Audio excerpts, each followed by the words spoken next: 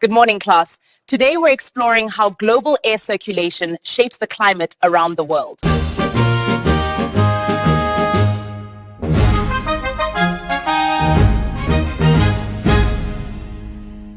Let's begin with uneven heating of the Earth.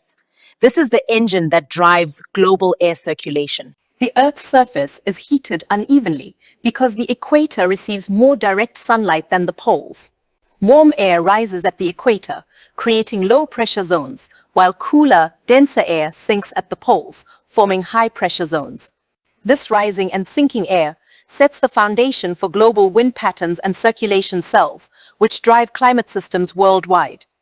Now we look at the Hadley cell. This cell dominates tropical circulation. The Hadley cell dominates tropical circulation. Warm air rises at the equator, cools in the upper atmosphere, and moves toward 30 degrees north and south. Here it sinks, creating high-pressure zones and dry climates, such as deserts. The surface air then flows back to the equator as trade winds. This cyclical movement redistributes heat and moisture, affecting tropical rainfall and wind patterns. Next is the Ferrel cell. This cell operates between 30 degrees and 60 degrees latitude. The Ferrel cell operates between 30 degrees and 60 degrees latitude and acts as a transition zone between Hadley and polar cell. Surface air moves poleward and upper air equatorward, creating the mid-latitude westerlies. This circulation drives frontal systems, storms, and varying weather patterns in temperate regions, making the Ferrel cell crucial for understanding daily weather in many inhabited areas.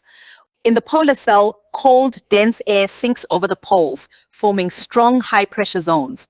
Air flows outward towards 60 degrees latitude, meeting warmer air from the Ferrel cell at the polar front. This contrast drives storms and wind systems in mid-latitudes. Polar easterlies blow from east to west at the surface, influencing sea ice, cold ocean currents, and polar climate patterns. Then we have the polar cell. Cold, dense air controls this region. Earth's rotation causes the Coriolis effect, deflecting moving air to the right in the northern hemisphere and to the left in the southern hemisphere. This bending of winds shapes trade winds, westerlies, and polar easterlies into distinct belts.